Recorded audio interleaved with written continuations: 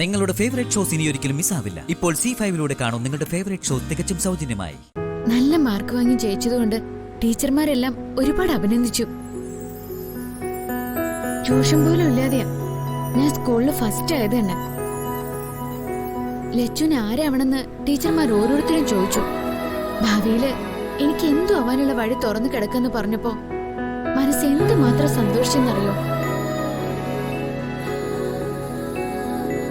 എന്റെ വീട്ടിലേക്ക് ആ പ്രതീക്ഷകളുമായി ഞാൻ ചെന്ന് കയറിയത്. തച്ചിലിനടുത്ത വീടിന്റെ പൂമുഖത്ത് ചാരുകസേരയിലിരിക്കുന്ന വല്യമ്മയെ ഞാൻ ഇപ്പോഴും ഓർക്കുന്നുണ്ട്. വൈകിയതിന് ആദ്യം ഒരു ശകാരമായിരുന്നു. എനിക്ക് പൊട്ടും സങ്കടം തോന്നിയില്ല. എല്ലാം കേൾക്കുമ്പോ വല്യമ്മയുടെ മുഖത്ത് സന്തോഷിച്ചിരി വിരിയെന്ന് ഞാൻ കരുതി. വല്യമ്മയോട് ഞാൻ വിവരം പറഞ്ഞു.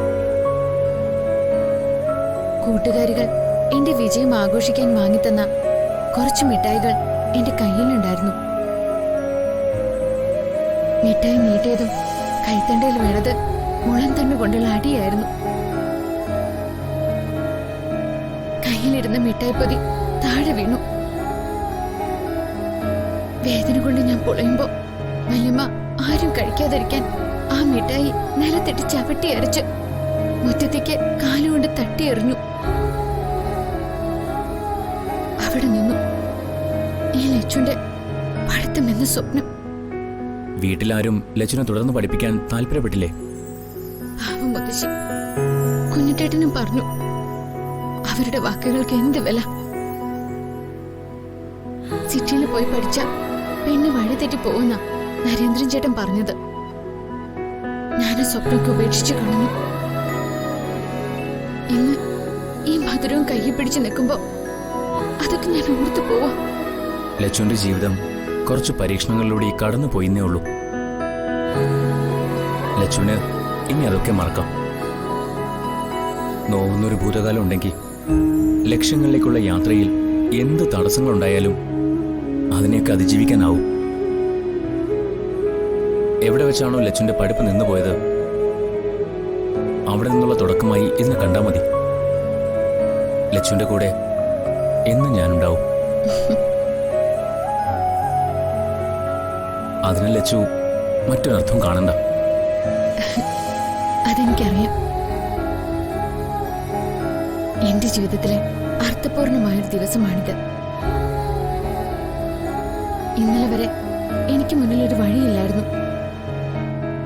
പലരുടെയും വഴികളിലൂടെ സഞ്ചരിക്കേണ്ടി വന്നവളാ ഞാൻ. ഇപ്പൊ നല്ലൊരു വഴി ദൈവം തന്നെ മുന്നിൽ തുറന്നു തന്നു.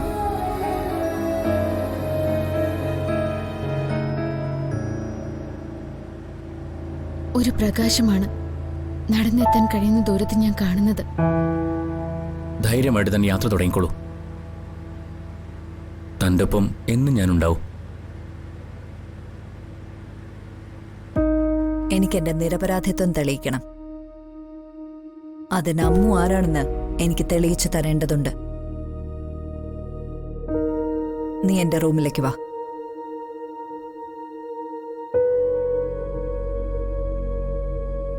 അപ്പൊ നീ ജീവിക്കുന്നത് ഒരു വിഡ്ഢിയായിട്ടാണെന്ന് നിനക്ക് മനസ്സിലാവും.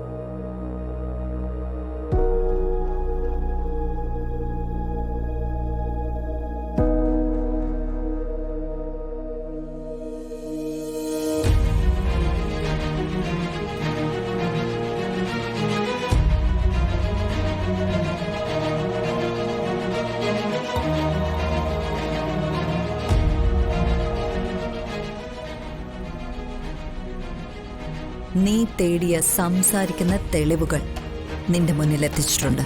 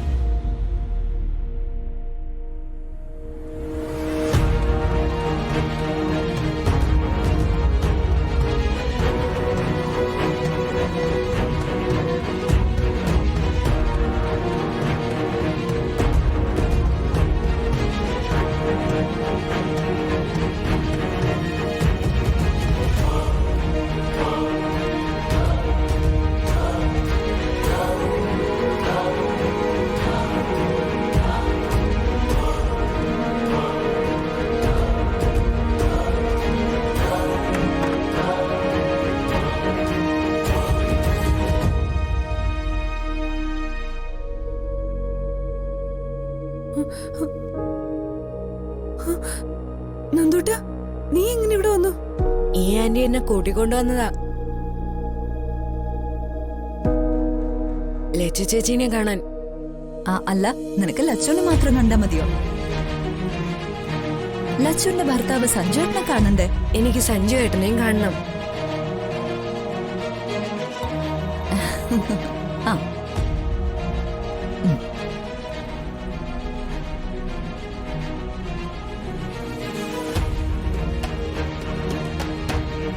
ഇതാരാന്ന് നിനക്ക് പറയാമോ? ഇത് ലച്ചു ചേച്ചിയുടെ ഭർത്താവ് സഞ്ജു ഏട്ടനല്ലേ?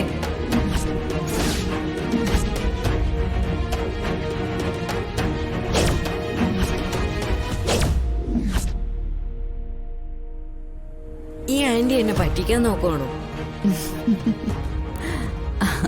അത് ഞങ്ങൾക്ക് എല്ലാവർക്കും അറിയാലോ.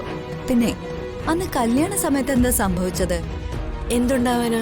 സഞ്ജു ഏട്ടൻ വന്നു, ലച്ചു ചേച്ചിയെ കല്യാണം കഴിച്ചു.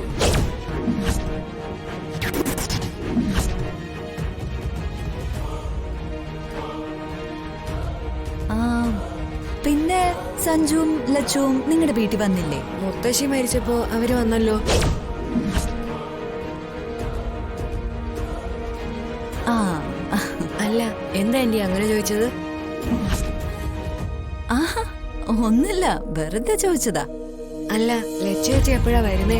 ആ ഇപ്പൊ വരും ട്ടോ.